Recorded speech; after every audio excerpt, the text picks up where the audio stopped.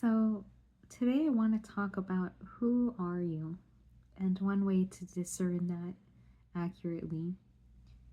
I think as human beings, we have a tendency to deceive ourselves on who we are, who we aren't, and we need a way outside of our own emotions and turbulent thoughts to assess ourselves.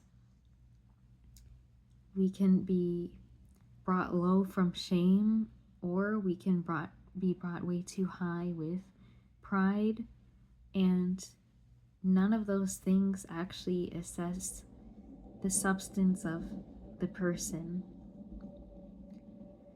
I would say a lot of who we are has to do with time.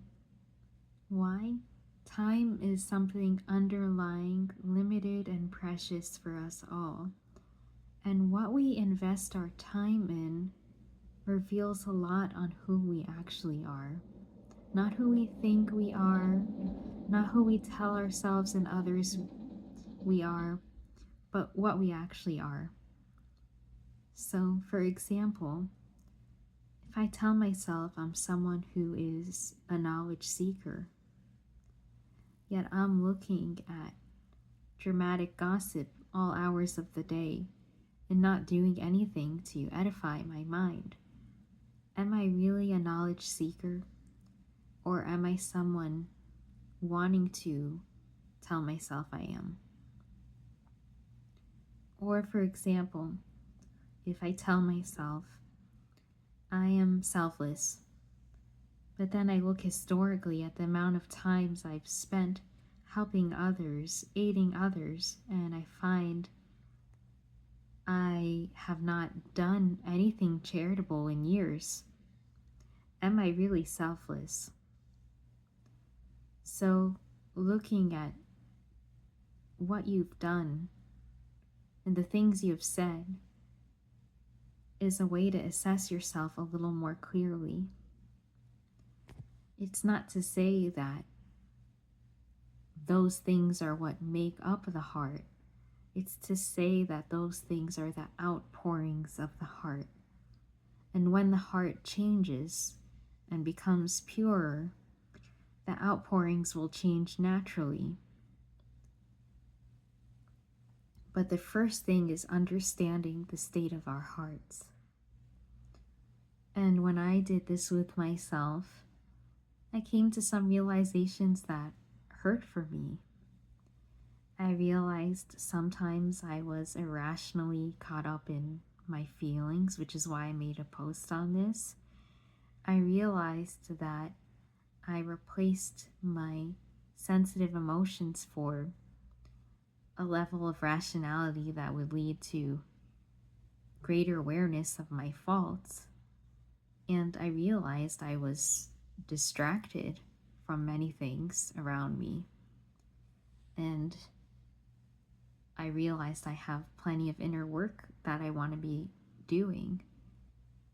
But a truer assessment came from sitting with myself and asking myself, how do I spend my time every day? What are my patterns? Because those daily patterns eventually become character, and the way you spend each day and the hours you spend on your free time is especially indicative of you. For example, you can't necessarily be free to do as you wish during work hours or during rest.